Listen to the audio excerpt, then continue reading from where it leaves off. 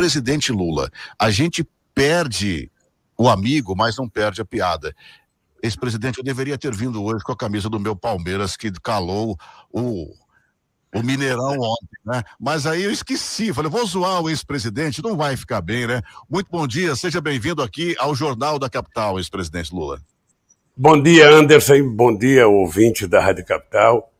Eu te confesso que eu não vim com a camisa do Palmeiras, porque no sábado nós ganhamos do Palmeiras e no domingo nós somos campeão brasileiro no futebol feminino em cima do Palmeiras.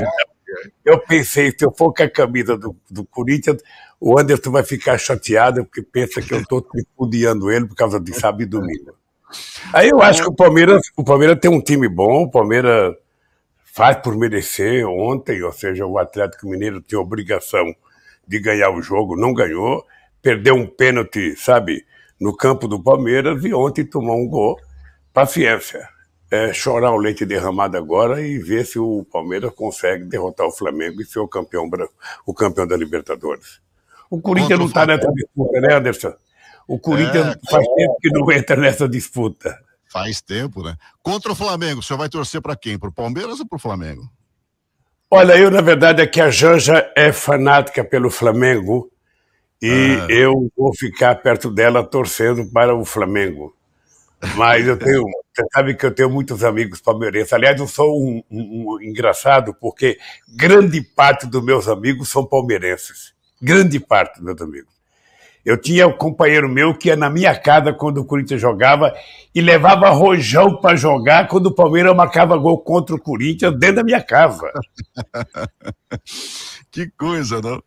Bom, vamos lá. Começamos descontraído, batendo um papo com o ex-presidente. Ex-presidente, eu tenho uma curiosidade.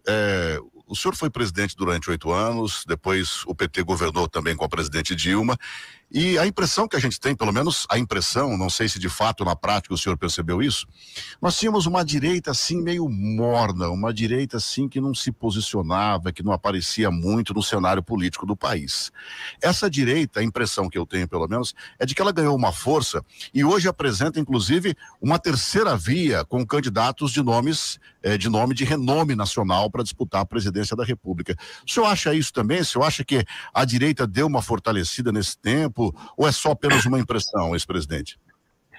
Não, Anderson, a direita que você e eu estávamos habituados a conhecer era a direita que sempre votou no Maluf, sempre votou, sabe, para presidente votou no Mário Andreasa, votava nas pessoas mais conservadoras, ou seja, o que nós temos agora é uma coisa diferente, ou seja, o que nós temos agora é uma extrema-direita com muita característica fascista, sabe, que apareceu e ela se dá o luxo de defender a ditadura, de defender a tortura, de defender, sabe, a violência contra os trabalhadores sem terra, contra o LGBT, contra negros, ou seja, é uma direita quase que doentia. Eu acho que a direita ideológica, civilizada, como nós estávamos habituados a fazer a disputa aí no Mato Grosso, sabe, em São Paulo e no Rio de Janeiro, é normal que haja. O fato das pessoas estarem procurando uma terceira via demonstra apenas a fragilidade política do país. Porque em 89, quando eu fui candidato, Anderson, eu disputei as eleições contra 12 candidatos. Você é muito novo, mas deve estar lembrado, eu disputei contra o Ulisses Guimarães, Aureliano Chaves, Brizola, Mário Covas, Afife, Roberto Freire, ou seja, eram 12 candidatos. O que eu acho que deveria acontecer agora era que, ao invés das pessoas ficarem inventando e discutindo uma terceira via, seria importante que dos 30 partidos ou 32 que nós temos funcionando no Congresso Nacional, todo mundo lançasse candidato. As eleições serão em 2 turnos, ou seja, então, todo mundo lança candidato, vamos ver qual é a força de cada partido político, vamos ver como é que o povo trata cada partido político, e os 2 mais votados vão para o segundo turno. Esse deve ser o jogo mais tranquilo, mais democrático, e não tentar ficar procurando candidato. É como se os setores de comunicação estivessem fazendo um vestibular para ver quem é que vai disputar as eleições para presidente. Isso diminui a política. Todos os partidos que querem procurar uma terceira via deveriam lançar o seu candidato. Lança Moro, sabe? Lança Dallagnol, lança quem quiser. e vamos para a rua pedir voto. E aí o povo soberanamente vai dizer quem é que ele vai escolher para ser presidente ou quem é que ele vai escolher para disputar o segundo turno. Eu, sinceramente, acho empobrecimento da política essa discussão da terceira via. Sinceramente, eu acho um empobrecimento. Você tem 32 partidos, você tem muitos partidos que fazem parte do Centrão, todo mundo poderia ter candidato. E aí sim, o povo iria livremente, democraticamente, comparecer à urna e digitar o nome de cada candidato, aí iriam sobrar um ou dois. E aí a gente faria a disputa final para ver quem será o presidente da República do Brasil. Muito bem. Ex-presidente, a gente tem algumas perguntas aqui de jornalistas que formularam as perguntas para o senhor. A primeira pergunta é da Júlia Munhoz. Vamos ouvir. Olá, Anderson, ouvintes do Jornal da Capital. Olá, presidente Lula. Júlia Munhoz, editora de jornalismo da Capital FM, Capital Notícia. Presidente, a Petrobras anunciou ontem um aumento de 9% do diesel nas refinarias. E ainda ontem também o governador Mauro Mendes, de Mato Grosso, anunciou uma redução de impostos, um pacote de redução de impostos para os contribuintes mato-grossenses. A gente tem acompanhado de forma constante o governo federal atribuindo a responsabilidade aos governadores por conta desses aumentos de preços no combustível, na energia, no gás de cozinha. Eu gostaria primeiro que o senhor falasse quais medidas seriam possíveis para a redução desses impostos por parte do governo federal e se essa medida anunciada pelo governo de Mato Grosso confirma aquilo que o presidente Bolsonaro tem dito de que essa responsabilidade de aumento dos impostos é dos estados. E também que o senhor avaliasse as medidas anunciadas aqui para Mato Grosso pelo governo do estado. Obrigada. Ô, Júlia, obrigado pela pergunta, Júlia. Primeiro, Júlia, eu quero dizer para você que é inadmissível o óleo combustível subir mais uma vez, a gasolina subir mais uma vez. Veja, isso teria explicação de subordinar o preço do nosso combustível a uma política de preços internacional se o Brasil fosse importador de petróleo, se o Brasil fosse dependente. O Brasil é autossuficiente na produção de gasolina, na produção de óleo diesel, portanto a gente não teria que estar subordinado a preço internacional. Na verdade, o que a Petrobras está fazendo é, fazer acúmulo de dinheiro para pagar, aos acionistas, sobretudo os acionistas americanos. Ou seja, não tem explicação. Sinceramente, não tem explicação aumentar o combustível por causa do preço internacional. O Brasil pode ter um preço próprio para a gasolina, para o óleo diesel, para o óleo de avião, para o gás de cozinha. Ou seja, não tem explicação. Não tem explicação e nós fizemos isso quando éramos do governo. A segunda coisa é o seguinte, eu não sei qual é o imposto que o governador pode. O governador pode, manusear o ICMS. O Bolsonaro ele tem sido muito irresponsável. Ele é como aquele marido que não consegue cuidar da sua família e fica culpando o vizinho. Fica culpando o cara que mora na frente da casa dele pela desgraça dele. Ele hoje confessa que não entende nada de economia, que não entende nada, que é o Guedes que tem que cuidar disso. Ele deveria entender, pelo menos, do aumento do preço. Ele deveria entender que no Mato Grosso, em Cuiabá, que é a cidade que mais cria gado no Brasil, tem gente na fila do açougue pegando osso. Ele deveria, pelo menos, entender isso.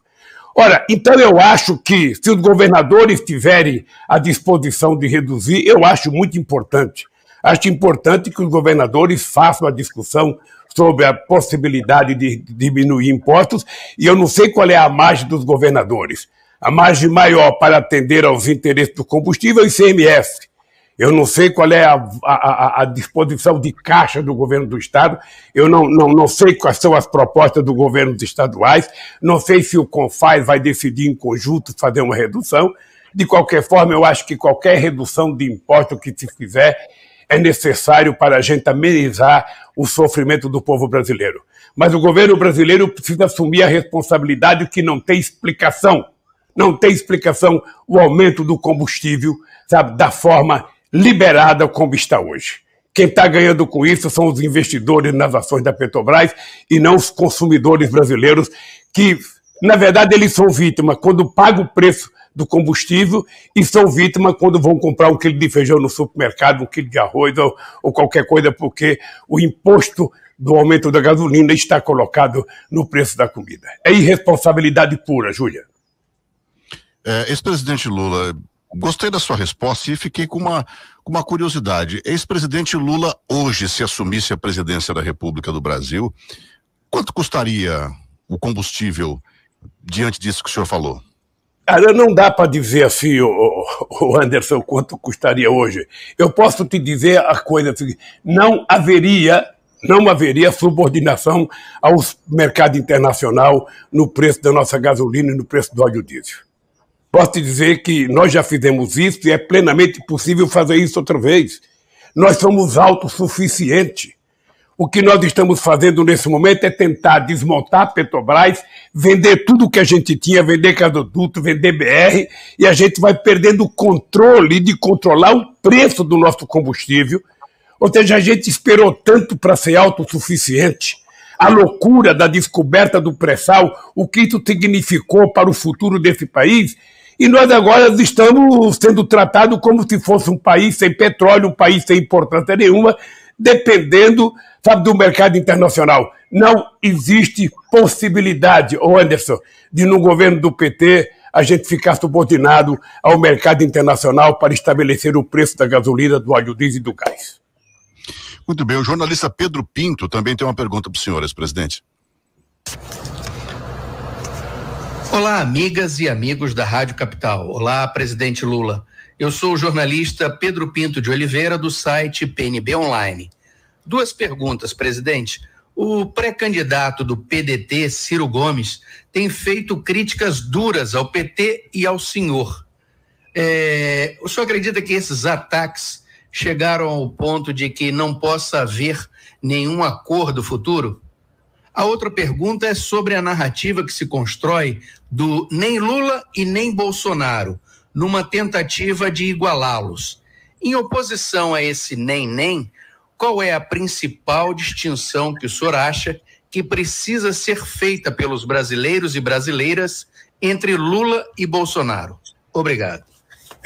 Ô Pedro, obrigado pela pergunta. Olha, a primeira sobre o Ciro Gomes. Veja, é uma pena que o Ciro esteja tendo esse comportamento. O Ciro foi ministro, o Lupe foi ministro, o PDT esteve dentro do governo. Nós temos uma relação de amizade muito grande. O Ciro já foi candidato outras vezes, foi candidato em 2002, foi candidato em 2018, ou seja, foi candidato antes também. Ele nunca disse e nunca fez acusações ao PT. O comportamento do Ciro está levando o Ciro para o isolamento. Eu não sei quem que ele está querendo agradar nesse instante, se ele está querendo herdar os possíveis votos que o Bolsonaro vai perder. Mas é um problema dele. É um problema dele. Em política, a gente colhe aquilo que a gente planta. Se a gente plantar coisa boa, se a gente regar bem a planta que nós plantamos, nós vamos colher coisa boa. Se a gente não fizer isso, a gente não colhe. E eu acho que o Ciro está agindo equivocadamente do meu ponto de vista, mas ele acha que tem que bater, e é compreensível, viu, Pedro, pelo seguinte: os adversários do Neném, aqueles que defendem o Neném, eles têm a seguinte ideia: o Bolsonaro está morto, coisa que eu não acredito, porque quem está na presidência nunca está morto na política, pode se recuperar, porque tem a caneta e pode fazer muita coisa, tá? Então eles partem do seguinte pressuposto: se a gente ficar só batendo no Bolsonaro, o Lula pode ganhar no primeiro turno. Então nós temos que bater muito no Lula também. Essa que é a lógica. Então eu estou preparado para isso. Não é a primeira vez que eu sou candidato. Eu já fui candidato em 89, 94, 98, 2002, 2006, ou seja, então eu estou muito calejado. Quando inventaram aquele filme Tartaruga Ninja, aquele cascão que a Tartaruga Ninja tem, eu tenho nas costas de tanta burdoada que eu já tomei. Então eu estou tranquilo. Eu acho que quem não deve estar muito tranquilo é o companheiro Ciro Gomes, que eu não sei aonde que ele quer chegar. A segunda coisa é a questão do Neném. Sabe o que acontece? Eu disse agora para o Anderson, seria mais prudente que os partidos políticos lançassem candidatos a presidente, apresentassem um programa para o Brasil, apresentasse um projeto de política de desenvolvimento industrial, uma proposta para acabar com a fome, com o desemprego nesse país, ao invés de ficar dizendo nem fulano e nem beltrano, nem fulano e nem beltrano, nem fulano, a mesma música. E quem defende essa música? Sabe, a Globo defende essa música, a Record defende, o SBT, a Bandeirantes, o Estadão, a Folha, a Veja. Ou seja, me parece que pela primeira vez na história do país, ô Pedro, a imprensa está procurando um candidato, os setores da imprensa estão procurando um candidato. Já tentaram o Hulk, agora estão tentando, sabe, o Datena, ou seja, sabe, é como se estivesse fazendo o Enem. Sabe, na verdade é como se estivesse fazendo o Enem para procurar um candidato, quando tudo poderia ser resolvido da forma simples. Obviamente que o povo não tem que querer nem Lula, nem Bolsonaro, nem Ciro, nem quem quer que seja. O povo tem o direito de escolher. Então, cabe aos partidos políticos lançarem candidatos. Vamos lançar 5, 6, 7, 8, 9, 10, 15, 20 candidatos e vamos deixar o povo livremente ir à urna eletrônica e escolher quem será o futuro presidente do Brasil. É assim que deveria proceder e não ficar do lado de fora reclamando, só joga os dois. Quando disputava o PT e o PSDB, vocês estão lembrados? Não, porque é preciso acabar com a polarização entre PT e PSDB, é preciso acabar com a polarização entre PT e PSDB. Acabaram com o PSDB. Acabaram com o PSDB, porque o PT continua na polarização, porque o PT é o mais importante partido político desse país. Não é à toa que o PT foi o segundo em 89, o segundo em 94, o segundo em 98, o primeiro em 2002, o primeiro em 2006, o primeiro em 2010, o primeiro em 2014 e o segundo em 2018 com o Lula na prisão. Então, eu acho que as pessoas precisam compreender. Fortaleçam os seus partidos.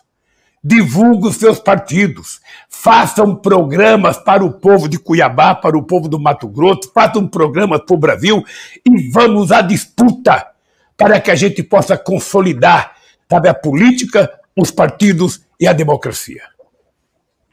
Ex-presidente, o senhor falou que acabaram com o PSDB. O senhor acredita, então, que esses candidatos que estão sendo lançados agora aí, fazendo inclusive prévias no país inteiro, visitando as capitais do país, o senhor acredita que isso é para tentar fazer com que o PSDB ressurja?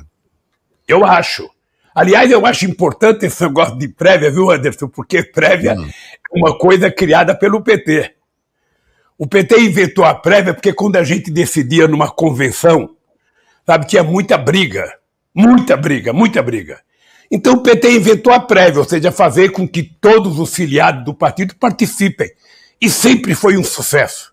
Não sei se você está lembrado, quando nós fomos discutir se o Brasil era parlamentarista ou presidencialista na Constituição de 88, eu era parlamentarista e nós fizemos uma prévia no PT, nós perdemos de 80%, porque a base do PT era presidencialista. Então, o que eu acho importante é isso. O PSDB está fazendo uma prévia, eu acho um avanço extraordinário, acho saudável para a democracia interna, acho importante para fortalecer o PSDB e acho que o PSDB fazia política de oposição a nós de forma civilizada. Uma coisa era você disputar uma campanha contra o Fernando Henrique Cardoso, ou contra o Serra, ou contra o Alckmin. Outra coisa é você disputar uma eleição com um troglodita fascista como o Bolsonaro. Portanto, eu acho que está correto o PSDB de fazer a prévia. Que escolha o melhor deles e que o melhor dele venha para a disputa, para que a gente possa ver quem é que vai dirigir o país. E eu não preciso dar lição a ninguém, porque você sabe que eu já perdi muita eleição. E cada vez que eu perdi a eleição, eu voltava para casa para me preparar para a próxima. Eu não fiz como o Aécio fez contra a Dilma, de ficar instigando a anulação das eleições, de ficar instigando o ódio, que é o que nós estamos vivendo hoje. Então, quem perder, ganha. Sabe? Ou melhor, quem perder, governa. Ou melhor, quem perder fica chorando, e quem ganhar, governa esse país. Então é isso. Foi assim. Eu perdi 2 vezes para o Fernando Henrique Cardoso, eu perdi para o Collor. Ou seja, então é preciso que a gente aprenda a conviver democraticamente na diversidade. Quem ganha, governa, quem perde, chora. Você vê agora na Alemanha, Angela Merkel perdeu as eleições por 1% de voto. o adversário do SPD teve 25,4% e ela teve 24,5%, ou seja, e ela está acatando o resultado, agora cabe ao SPD montar o governo. Isso chama-se democracia, Anderson. É o que nós precisamos aprender a consolidar no nosso querido Brasil. Muito bem, ex-presidente Lula. A gente tem outros jornalistas que prepararam perguntas para o senhor aqui. A próxima é do Adão de Oliveira. Muito bom dia, Luiz Inácio Lula da Silva. Lula, aqui é Adão de Oliveira, jornalista do Grupo Capital de Comunicação. Em 89, o senhor esteve em Cuiabá e me concedeu uma entrevista na rádio Vila Real e eu fiz uma pergunta sobre a miséria e a fome. Nos dias de hoje atual, também vou fazer a mesma pergunta ao senhor, se candidato e eleito presidente da República no ano que vem. A pergunta foi e é a seguinte: em tempos de crise, como o senhor pretende acabar com a miséria e a fome que aumentou e muito nesta pandemia e principalmente por falta de programas sociais no governo de Jair Bolsonaro? A segunda questão é a seguinte, Lula: como é que o senhor pretende, através de programas e projetos, trabalhar a melhoria da educação básica? Mato Grosso figura na 22ª colocação no ranking da educação nacional. E, principalmente, como o senhor pretende devolver aos pobres, aos estudantes mais pobres, o direito de frequentar uma universidade pública ou particular? Quais os incentivos? Obrigado e bom dia. Querido Adão de Oliveira, obrigado pela pergunta. Eu queria te dizer o seguinte: uma das coisas que eu tenho mais orgulho é de saber que a ONU reconheceu que o Brasil tinha saído do mapa da fome entre 2012 e 2014. Ou seja, que os programas sociais que nós tínhamos colocado em prática nesse país tinham tido resultado extraordinário e a ONU riscou o Brasil do mapa da fome. Ou seja, lamentavelmente, hoje, eu vou dar um número para você, Adão. Hoje nós temos 19 milhões de pessoas passando fome crônica e nós temos 116 milhões de pessoas que estão com algum sistema de insegurança alimentar, pessoas que não estão comendo as calorias e as proteínas necessárias ao ser humano. E quem está te falando, Adão, é um cara que já passou fome. Não foram poucos os dias em que a gente ficava na beira do fogão sem a minha mãe ter o que fazer para a gente comer. Por isso é que eu priorizei a fome, porque quem tem fome não pode esperar. O cara que está com fome, ele está conversando com você e você não sabe que ele está com fome. Você não sabe como é que a barriga dele está. Eu lembro que quando eu comecei a trabalhar na Vilares, em janeiro de 1965, eu não tinha nem dinheiro e nem a empresa tinha restaurante. E quando chegou na hora do almoço, eu saí e fui para um bar lá, ficar fazendo a minha hora de almoço num bar, todo mundo comendo e eu sem comer. E eu não esqueço nunca, as pessoas ofereciam: Lula, você quer um lanche? Eu falava: não estou com fome. Na verdade, eu estava com a lombriga maior, comendo as menores, mas eu fui obrigado a dizer que não estava com fome, porque estava com vergonha de dizer que eu queria comer um pedaço de lanche deles. E isso acontece hoje aos milhões nesse país e não é possível.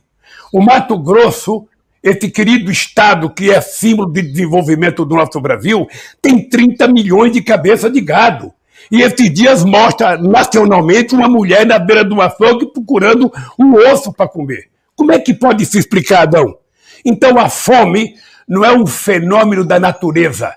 A fome é um fenômeno da falta de vergonha na cara de quem governa esse país. Vou falar outra vez. A fome não é um fenômeno da natureza. É falta de vergonha de quem governa esse país. Porque nós provamos que é possível acabar. E para mim, Adão, eu vou dizer com muita sinceridade, tem duas coisas que nós temos que fazer. A primeira é que eu aprendi que o pobre não é problema, o pobre é solução. Quando você coloca o pobre no orçamento, que ele começa a ter um pouquinho de dinheiro, que ele começa a virar consumidor, que ele começa a comprar o que comer, o que vestir, que ele começa a poder comprar uma telha, um saco de cimento para reformar a casa dele, a economia deslancha. Esse foi o milagre que nós fizemos nesse Brasil, colocar os pobres dentro do orçamento. Por isso eu queria terminar essa primeira pergunta dizendo o seguinte, Adão, a solução para o Brasil é colocar o pobre no orçamento da prefeitura, no orçamento do Estado e no orçamento da União e colocar o rico no imposto de renda, porque rico não paga imposto sobre lucro e nem sobre dividendos. Tá? A segunda coisa é com relação à educação. Eu falo com muito orgulho, Adão, porque você sabe o que foi feito na educação no estado do Mato Grosso. Você sabe o que foi feito nas escolas técnicas, nos institutos federais, nas universidades que foram feitas, nos campos que nós fizemos, além da Universidade de Rondonópolis, feita no governo da Dilma. Você sabe que nós investimos muito. E você sabe que o Fernando Haddad é considerado o melhor ministro da educação que esse país já teve. Porque nós melhoramos em muita participação, inclusive no ensino fundamental.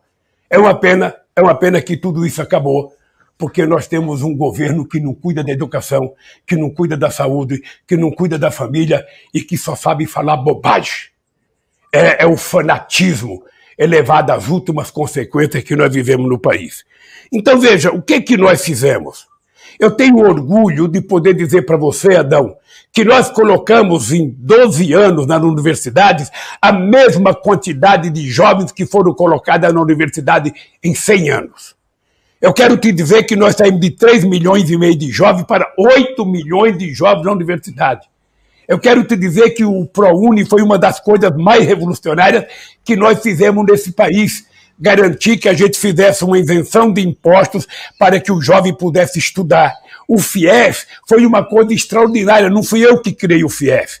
Mas o FIES existia na Caixa Econômica Federal, mas quando o jovem queria dinheiro para estudar, fazer um financiamento, nem o pai dele queria ser avalista, porque o filho não trabalhava, o pai falava, pô, esse cara não vai pagar, eu não vou ser fiador. O que nós fizemos? O Estado tem que bancar. Se o Estado pode bancar a agricultura empresarial, se o Estado pode bancar o financiamento da agricultura familiar, se o Estado pode bancar o desenvolvimento de muitas empresas grandes nesse país, o Estado tem obrigação de bancar o estudo do jovem brasileiro, porque investir no estudo é uma das coisas mais sagradas. Não existe nenhum país do mundo, Adão, nenhum país do mundo que se desenvolveu sem antes a gente fazer investimento em educação, ciência e tecnologia, a gente investir na formação do nosso povo.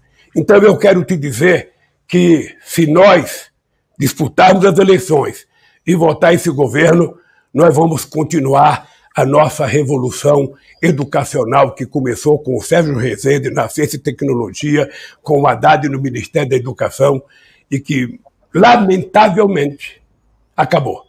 Porque o Bolsonaro não pensa exatamente em nada produtivo. Ele só pensa em destruir. Eu fico até com medo de um cara como o Bolsonaro visitar o Coliseu e ele achar que o Coliseu não está pronto e achar que pode destruir o Coliseu. Porque a mentalidade dele não é produzir. Eu poderia fazer uma pergunta para o Anderson e dizer o seguinte, então, antes, me diga se o Bolsonaro até agora criou uma vaga numa escola, numa universidade para qualquer aluno do Mato Grosso. Ou se o Bolsonaro fez um metro de estrada no Mato Grosso. Ou se o Bolsonaro fez um metro de ferrovia no Mato Grosso. Porque já está comemorando 2.000 dias de governo. E o Mato Grosso é um estado poderoso nesse país. É maior produtor de grão, é maior, exportador de proteína animal. Eu quero saber o que o Bolsonaro já fez do ponto de vista de infraestrutura. Eu sei que agora o governador do estado apresentou um projeto, de ferrovia que vai financiar com empresa privada e talvez a coisa ande. Mas o que nós fizemos, fomos nós que fizemos nas rodovias, que fizemos na ferrovia. Então é o seguinte, se não há investimento, se a economia não cresce, se você não investe na educação, a fome volta e a educação desaparece. É isso, meu caro Adão de Oliveira. Muito bem, a gente tem uma série de outras perguntas aqui, ex-presidente, de jornalistas aqui do Grupo Capital de Comunicação. A próxima é do Anderson Rentes. Bom dia, Anderson. Bom dia, ex-presidente Lula. Aqui é Anderson Rentes, repórter da Rádio Capital FM, do site Capital Notícia também. Ex-presidente, Mato Grosso ele é um estado predominantemente agro. E claro que existem exceções dentro desse setor, mas ele é praticamente a base bolsonarista. E é nesse sentido que eu quero questionar o senhor se já existe uma estratégia política do PT para se trabalhar esse eleitorado, visto que o nome do senhor é o mais comentado atualmente para a disputa contra o atual presidente Jair Bolsonaro, e como que vai ser trabalhada essa campanha ano que vem para que o senhor tenha um número expressivo de votos aqui em Mato Grosso nas eleições de 2022. Bom dia. Bom dia, Anderson. Anderson, primeiro, eu acho que, embora o estado do Mato Grosso seja um estado tipicamente ligado ao agronegócio, à criação de gado, à produção de milho, de soja, de algodão e à produção de outras coisas, a verdade é que a maioria do povo não é. A maioria do povo trabalha normalmente como trabalha muita gente ligada à indústria do agronegócio, ligada à exportação, ligada... Sabe? Agora, o que eu acho? Nós temos que convencer ideologicamente as pessoas. Não é por conta do tratamento ao agronegócio. Eu queria, viu, se o Anderson puder, num dia desse aí, Anderson, você poder ler o que significou a medida provisória 432 de 2008, aprovada pelo Congresso, uma medida provisória que nós mandamos, considerada histórica pelo agronegócio brasileiro com a chamada securitização. Nós fizemos o maior negócio já feito para a agricultura, negociando uma dívida de 87 bilhões, nós negociamos 75 bilhões. Na época era reconhecido como a coisa mais importante já feita para a agricultura. E, obviamente, que o agronegócio do Mato Grosso foi beneficiado como no Brasil inteiro.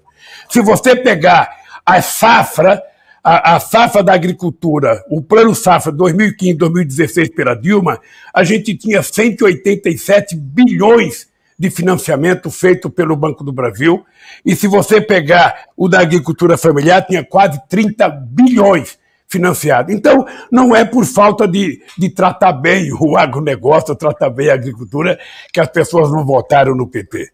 Se as pessoas não votaram no PT, nós temos que trabalhar muito, temos que convencer, temos que saber qual é, sabe, a diferença que nós temos para convencer essa gente a votar.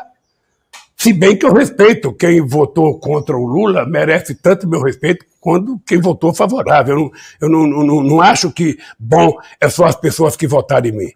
Talvez eu não tenha tido capacidade de convencer as pessoas a votar em mim. Agora, nenhum produtor rural pode dizer que já teve um presidente da República e já teve um governo que fez mais investimento no estado do Mato Grosso do que o PT fez em 13 anos. Duvido. Vocês que são jornalistas podem fazer um levantamento de todos os presidentes. Todos. Escolham o presidente que vocês quiserem.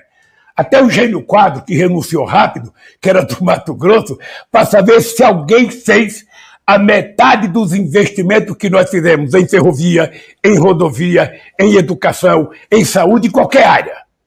Qualquer área. Eu até queria pedir para você, Anderson, você que é um jornalista bem informado, fazer uma pesquisa. Pegue Fernando Henrique Cardoso, pega o Sarney, pega o Collor, pega o Bolsonaro agora, pega o Temer e veja no período de governar quem é o governo que mais investiu no desenvolvimento do estado do Mato Grosso. Aliás, eu quero agradecer, viu, André, aproveitando a pergunta, o nosso querido Barranco, o nosso presidente, o nosso deputado estadual, a nossa professora Roda Neide, o nosso professor Lúdio Cabral e a nossa querida vereadora Edna Sampaio, que são os nossos soldados aí, sabe, no estado do Mato Grosso, que defendem o PT com unhas e dentes. Então é isso. Eu acho que nós vamos ter que convencer, sabe, se não todos, convencer a maioria das pessoas do significado da importância do PT. Aliás, eu queria dizer uma coisa, ô Anderson, você que fez a pergunta, que eu quero lembrar. Eu tenho visto alguns documentos de grandes empresários rurais, de grandes exportadores, sabe, documentos que são contra o desmatamento, que estão, sabe, criticando aqueles que tentam violentar a floresta, queimando e desmatando, ocupando terra que não é importante ocupar para plantar soja ou milho. Ou seja, eu acho que Eu queria até citar o nome do Blairo Maggi, de quem eu tenho uma bela recordação, de quem tivemos uma boa convivência, que tem encabeçado essa lista na defesa do agronegócio brasileiro, na defesa das exportações dos produtos agrícolas brasileiros, da carne brasileira, para que a gente possa levar em conta as críticas que o mundo está fazendo ao Brasil, para que a gente possa fazer as coisas certas. A gente pode crescer sem precisar degradar o meio ambiente. Muito bem. Ex-presidente Amanda Simeone, também jornalista aqui do nosso grupo, tem uma pergunta para o senhor. Bom dia, presidente Lula. Aqui é Amanda Simeone, eu sou repórter de política da capital. Bom, meu questionamento é sobre a composição da sua chapa. Efetivando a sua candidatura, eu gostaria de saber se uma mulher ocuparia a sua vice. O Partido dos Trabalhadores teve a única mulher no poder aqui no Brasil, e eu gostaria de saber se já nessas composições o senhor acredita que uma mulher na sua vice, efetivando a sua chapa ao governo do Brasil, se seria uma mulher para compor com você, se seria do mesmo partido, né, uma chapa pura aí, ou pensam numa composição com outros partidos, e quais seriam esses nomes? Eu gostaria de saber se o senhor já vislumbra alguém para ocupar esse espaço. Obrigada. Amanda, você está filiada a algum partido político? Eu preciso saber se você está filiada, se você já tem idade suficiente, porque quem sabe você possa ser essa mulher que você acha que tem que ser minha vice. Olha, eu não estou pensando nisso, Amanda, porque eu ainda não decidi definitivamente a minha candidatura. Ou seja, eu acho que só para o começo do ano que vem, quem sabe em fevereiro, é que eu vou decidir a candidatura. Eu estou conversando com muita gente, estou conversando com gente de partido político, com gente fora do partido político. Você sabe que o vice é uma pessoa que você tem que escolher de muita confiança política, ou seja, é uma pessoa que você tem que dormir toda noite tranquilo, sabendo que não está sendo preparado um golpe para você. E, sinceramente, eu não sei se Deus será bondoso comigo, como foi no primeiro mandato, que me deu um vice como Zé Alencar. Eu acho que ninguém nunca mais na vida vai encontrar um vice, sabe, com o caráter do Zé Alencar, com a lealdade do Zé Alencar e com a competência política do Zé Alencar. O Zé Alencar, na minha chapa, nós juntamos aquilo que é o sonho de todo mundo, uma aliança entre capital e trabalho. Um dirigente sindical se uniu a um grande empresário, e nós dois, sem diploma universitário, fomos a dupla que mais fez universidade na Escola do Brasil, que mais fez escolas técnicas na Escola do Brasil, e que colocamos o Brasil num patamar de muita respeitabilidade internacional. Eu não sei se você viajou para o exterior no tempo que eu era presidente, Amanda, para você sentir o orgulho que as pessoas tinham do Brasil, a alegria que as pessoas tinham do Brasil. Eu não sei se você lembra das pesquisas da ONU, em que o Brasil era o país que tinha o povo mais feliz do mundo e era o povo mais esperançoso do mundo.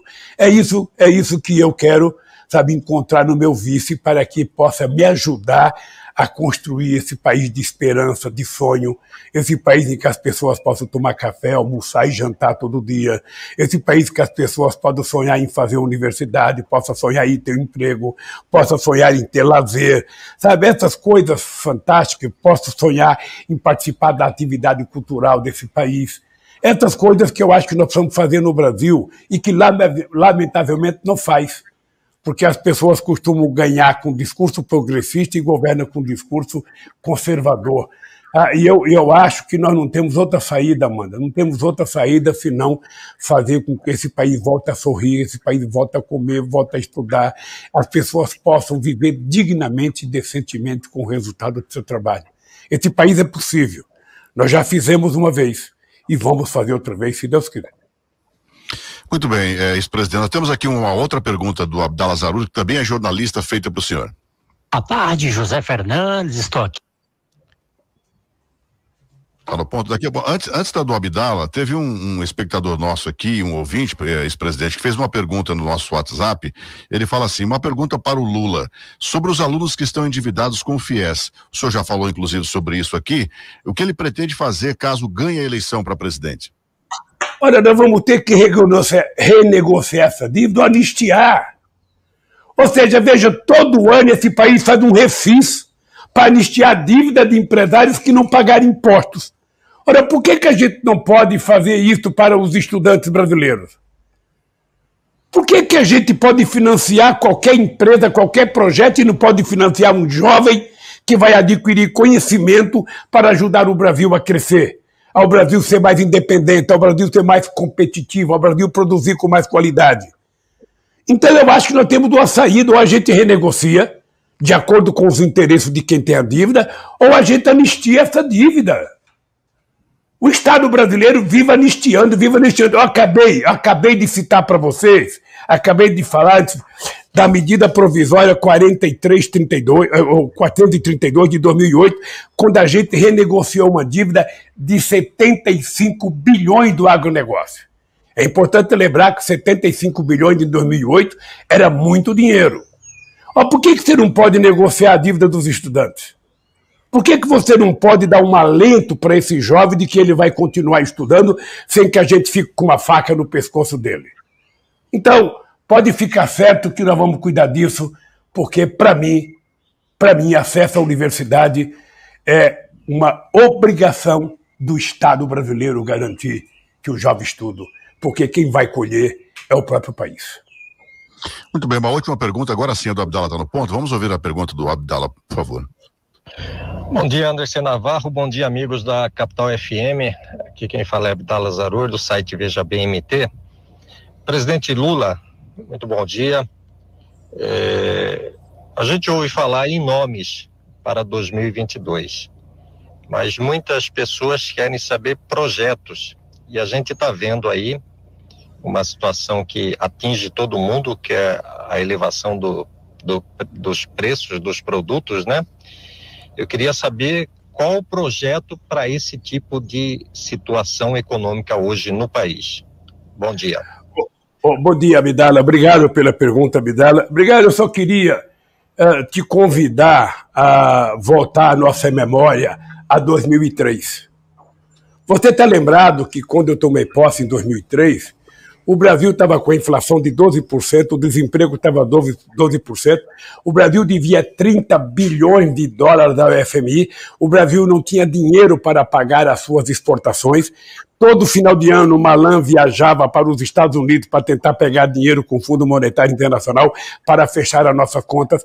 E muita gente sabida nesse país, muita gente sabida dizia: o país está quebrado, o Lula não vai saber governar. Pois bem, você viu o que aconteceu com esse país. Esse país, ou seja, esse país, quando eu entreguei o país para Dilma, a gente estava crescendo 7,5% ao ano, o varejo chegou a crescer 16% ao ano, sabe? E o que era mais importante, o povo, durante 8 anos do meu mandato, o povo teve aumento real de salário todos os anos. O salário mínimo era reajustado todos os anos. As pessoas passaram a ter tratamento de decência. Eu digo sempre, Abdala, que quando eu era presidente, nós fizemos um desafio, a aposentadoria era feita em 30 minutos. Agora as pessoas estão 2 anos na fila esperando para se aposentar. Você está lembrado que quando eu cheguei na presidência tinha muitos programas de rádio no Brasil, que a maior audiência dele era colocar os jornalistas na fila do INSS, para ficar denunciando as filas do INSS. Olha, nós acabamos com isso e tudo voltou a pior porque você não tem governo. O Bolsonaro não governa absolutamente nada. Ele passa o dia falando bobagem, passa o dia falando asneira, passa o dia conversando com seus fanáticos. Sabe, é como aquele grupo de torcedor que mesmo quando o time perde, ele pensa que ganha. Mesmo quando o time joga mal, ele acha que jogaram bem. É assim que é o Bolsonaro. Então você não vê uma coisa. Vamos pegar o pronunciamento do Bolsonaro na ONU. Será que alguém teve coragem de dizer para o Bolsonaro: presidente, o senhor foi ridículo. Presidente, o senhor envergonhou o Brasil.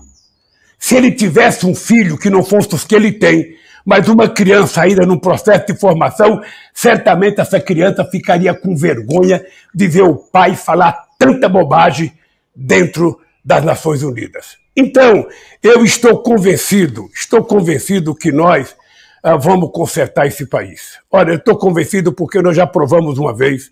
Sabe, quando nós fizemos o programa Luz para Todos, as pessoas diziam que não tinham dinheiro. Nós fizemos um programa, levamos energia elétrica para quase 15 milhões de pessoas por conta do governo, porque só leva energia para pobre se o Estado quiser levar. Nenhum empresário é socialista para levar energia. Nós fizemos a transposição do Rio São Francisco, que Dom Pedro tentou fazer desde 1846. Nós fizemos a política de seguridade social, ou melhor, a política de assistência social, comprando alimento do pequeno agricultor, criando o PAA. Sabe, quando veio a crise em 2008, nós criamos o Mais Alimento, financiamos trator, sabe, de até 80 cavalos para mais de 80 mil pessoas. Ou seja, então, nós já provamos que nós sabemos como fazer. Eu disse agora há pouco, em outra resposta, nós vamos fazer uma coisa simples, nós vamos incluir o povo pobre no orçamento e incluir o povo rico no imposto de renda. E aí nós vamos poder arrecadar o dinheiro suficiente para fazer com que um pouco de dinheiro chegue na mão de cada pessoa. Se todo mundo receber um pouquinho, presta atenção numa coisa, presta atenção numa frase aqui que é o seguinte: muito dinheiro na mão de poucos é concentração de riqueza. Pouco dinheiro na mão de muitos é distribuição dessa riqueza. E quando o povo pobre pega R$100, ele vai na feira, ele vai na bodega, ele vai comprar uma comida, ele vai comprar um leite, ele vai comprar um pão, ele vai comprar um sapato, ele vai comprar um chinelo. A economia começa a girar e todo mundo começa a ganhar. Foi por isso que nós fizemos um governo que eu deixei a presidência com 87% de bom e ótimo. Nunca tinha acontecido nesse país um presidente que normalmente saía correndo pela porta dos fundos. No meu governo, eu saí com 87% de bom e ótimo, 10% de regular e 3% de ruim e péssimo, que certamente deve ter sido na casa dos presidentes da UDR, de alguns estados desse país. Porque a gente tinha feito um governo, sabe, decidido pelo povo. É importante lembrar que eu fiz 74 conferências nacionais para decidir as políticas públicas desse país. Porque não é o presidente que governa a partir da cabeça dele ou a partir da assessoria dele. É muito importante ouvir o povo. O povo está na esquina parado com cara de humilde, mas se você der chance dele falar, ele vai poder dar um palpite bom para você fazer as coisas. Então, eu estou convencido que a nossa experiência é um cartão postal muito grande para que a gente possa governar esse país. Inclusive, se você me permite, eu queria entrar num assunto muito delicado, que é o seguinte. Eu, quando começou as mentiras da Lava Jato contra mim, eu tive muito convite para sair do Brasil, viu, Anderson? Eu tive muito convite para sair do Brasil, eu tive convite para sair para embaixadas, e eu tomei a decisão de ir para a Polícia Federal em Curitiba, porque eu queria provar que o Moro é mentiroso. Eu queria provar que o Dallagnol estava montando uma quadrilha, porque era isso que era a força-tarefa da Lava Jato, já provado, e graças a Deus nós provamos. Graças a Deus a máscara caiu, hoje a sociedade brasileira já sabe o que era efetivamente a Lava Jato, a destruição que eles fizeram no Brasil. Só para você ter ideia, num estudo recente feito pelo DIEV, a Lava Jato fechou 4.400.000 vagas, 4.400.000 postos de trabalho no país. O país deixou de investir 272 bilhões de reais em obras de infraestrutura, além de que o país deixou de arrecadar 58 bilhões de reais de imposto. Se destruiu a indústria de engenharia no Brasil, se destruiu a indústria naval no Brasil, se destruiu a indústria de óleo e gás no Brasil, se desmembrou a Petrobras para vendê-la fatiada, tudo que a gente tinha construído para construir a soberania brasileira, a troco do quê? A troco de fortalecer os nossos concorrentes internacionais. Hoje eu estou convencido, e temos prova disso, temos vídeo de procuradores americanos rindo com a minha prisão. Ou seja, e o Dallagnol fazendo acordo com o Departamento de Justiça dos Estados Unidos para criar uma fundação aqui no Brasil para combater a corrupção. Então isso está desmembrado. Eu, dos 19 processos que eu tinha, eu já fui absolvido em 18, ou melhor, em 18, falta um apenas, e o Moro vai passar para a história como o maior farsante que o Poder Judiciário já teve nesse país. E por isso, se ele quiser ser presidente, é ótimo que o Moro se coloque na disputa para ele poder explicar na televisão as mentiras e a safadeza que ele fez nesse país. Muito bem, tem o tempo para a última pergunta, não, né? Acabou o nosso tempo, então, aqui. Tem a do Rafael. Uma última pergunta, ex-presidente. O Rafael Costa tem uma última pergunta para o senhor. Bom dia a todos os ouvintes da Rádio Capital de Cuiabá.